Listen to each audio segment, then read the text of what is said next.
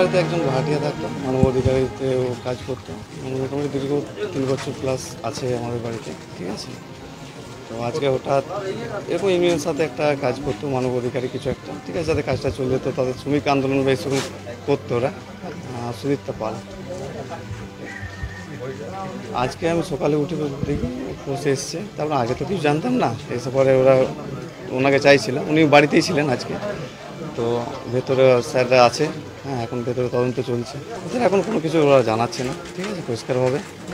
যা করেছে, সার্চ করেছে, ওর কম্পিউটার, এই সকল ডিভাইসগুলো, যে হার্ড ডিস্কগুলো কভার করেছে, কিছু নথি বার করেছে, কাগজপত্র কিছু পেয়েছে, ঠিক আছে।